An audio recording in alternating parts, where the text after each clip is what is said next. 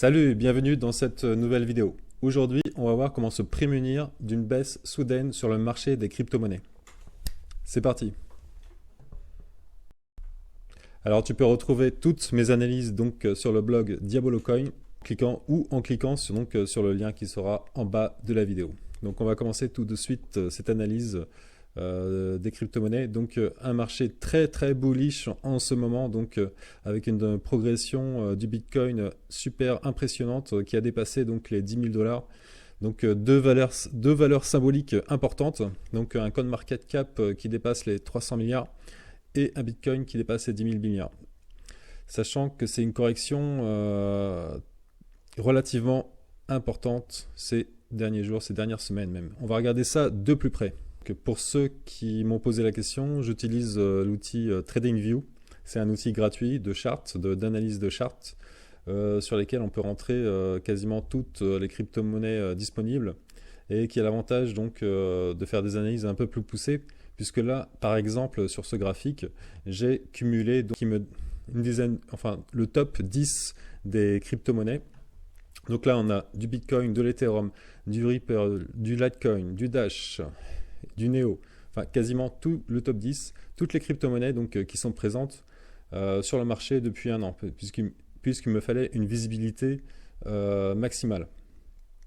Donc je vous laisserai en bas de la vidéo un lien qui vous explique comment où il faut aller sur TradingView et comment mettre cette formule dans ce qu'on appelle ici là, le champ, là, le ticker, qui nous donne l'apparition de ce graphique. Donc qu'est-ce que nous dit ce graphique? Donc c'est bien parce qu'on a déjà une vision d'ensemble du marché.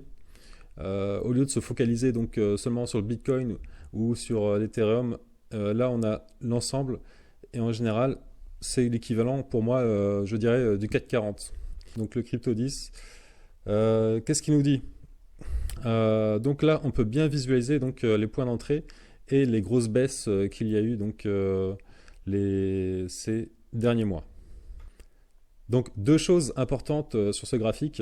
Donc là il y a l'indicateur qu'on appelle l'indicateur RSI. L'indicateur RSI, c'est un indicateur qui a un métrique de 0 à 100. Et en gros, cet indicateur, qu'est-ce qu'il nous dit? Il nous dit qu'au-dessus de 70, on est en zone de surachat. C'est-à-dire que le cours, enfin l'action est très demandée et qu'elle est surachetée. Donc je ne vais pas rentrer dans les détails comment est calculé cet indicateur, ce n'est pas le sujet de la vidéo. Quand un cours est en surachat, il ne va pas le rester éternellement. Il aura tendance à redescendre par la suite et il risque de repasser. Là, ça n'a pas été le cas sur les crypto-monnaies depuis un certain temps, mais il peut passer en survente, donc sous les 30.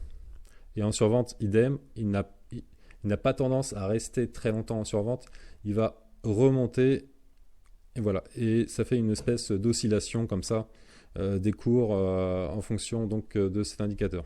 En mai-juin, là il y a eu un surachat important qui a été suivi d'une baisse. Et également fin août, il y a eu un surachat aussi marqué par l'indicateur RSI qui a été suivi d'une baisse. Et la dernière baisse date du 7 novembre. Et depuis, les cours du Crypto 10 sont repartis à la hausse depuis le 13 novembre et ont subi une hausse importante de l'ordre de 70% jusqu'à aujourd'hui. On voit bien qu'on est en zone de surachat, mais on peut rester en zone de surachat un certain temps. Ça peut être des jours, ça peut être... Je ne pense pas que ça va durer des semaines, mais ça peut durer encore quelques jours, mais il faut se préparer à une correction. C'est comme ça, dans les marchés, il y a toujours des corrections, même après une forte hausse, c'est toujours suivi par une consolidation ou une correction. Dans la nature, c'est pareil. Quand il y a excès, il y a correction. Si vous mangez trop de chocolat à Noël, vous allez avoir une crise de foie. C'est sain, c'est comme ça. Donc, on va voir maintenant quelques stratégies pour se prémunir de cette correction. On va tout de suite rentrer dans le vif du sujet de la vidéo, donc se protéger d'une baisse, d'une correction soudaine des crypto-monnaies. Alors, premièrement, déjà, c'est de trader sur des paires USDT. Comme ça, si vous vendez votre trade, vous récupérez donc des USDT et qui n'ont pas vocation, eux, à baisser. Par contre, s'il y a une baisse généralisée donc, sur l'ensemble des crypto-monnaies et que vous tradez sur des paires avec Bitcoin, quand vous allez vendre votre crypto-monnaie, vous allez récupérer des Bitcoins et les Bitcoins eux-mêmes seront sujets donc aussi à baisser, donc vous ne serez pas protégé. Donc idéalement, c'est de trader donc sur des paires USDT, donc en cas de forte hausse du marché, ce que je fais, donc je préconise donc de trader donc plutôt sur l'USDT. Deuxième possibilité, donc c'est d'acheter, d'augmenter son portefeuille en valeur peut-être un peu plus conservatrice, un peu plus refuge. Le problème sur les crypto-monnaies, c'est qu'il n'y en a pas tellement. À part peut-être le Ripple et encore. Ce qui est primordial, surtout sur un marché très très véloce et très volatile comme les crypto-monnaies, c'est de placer donc des stop-loss, les placer intelligemment sur vos trades. On va voir tout de suite comment placer un stop-loss avec Bittrex. Alors pour illustrer donc ce placement de stop-loss, on va prendre la crypto-monnaie Ethereum. Donc là j'ai pris le chart de l'Ethereum. Donc vous voyez donc là qui évolue dans un range. Et là j'ai placé donc en rouge les résistances et en vert les supports. À savoir donc que ce premier support, Ethereum l'a déjà cassé par 2 fois. Donc il n'est pas impossible qu'il le recasse une deuxième fois.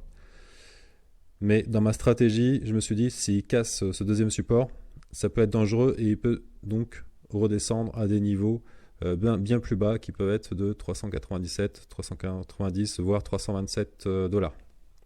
Donc ce que je vais faire, je vais placer donc un stop loss.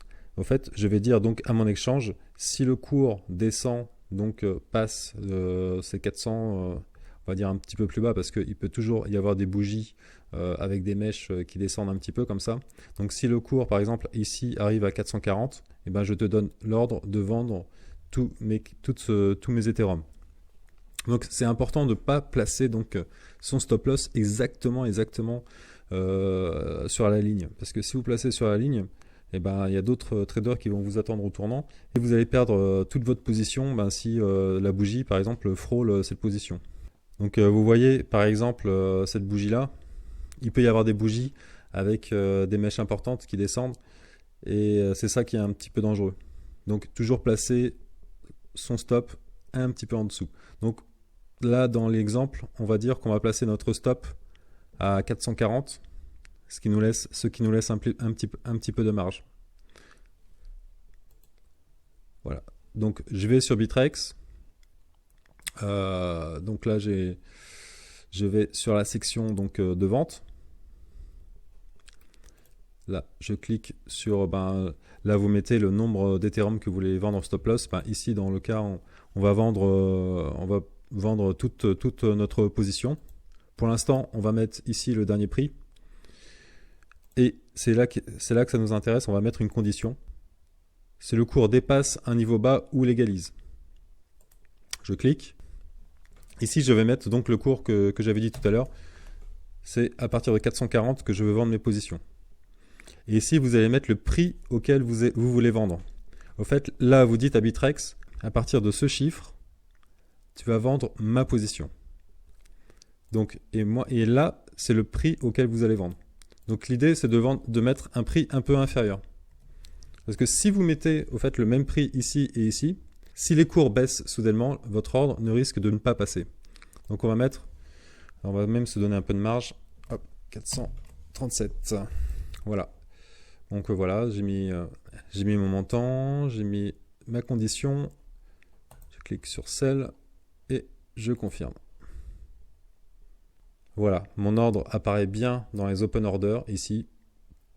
Donc c'est bon, je peux dormir tranquille. Si jamais il y a une baisse soudaine, je suis protégé. Voilà, j'espère que cette vidéo vous a plu, vous a un petit peu aidé donc déjà à mettre en place une petite stratégie donc de protection de vos cryptos. Bon, c'est sûr, si vous êtes sur du très long terme, cette vidéo ne s'adresse pas à vous, mais si vous êtes sur des positions court terme, en daily ou en semaine, c'est important d'avoir une stratégie donc, de protection en cas de correction ou de retournement du marché. Voilà, je vous dis à très bientôt pour de nouvelles vidéos. À très bientôt. Ciao, ciao, ciao.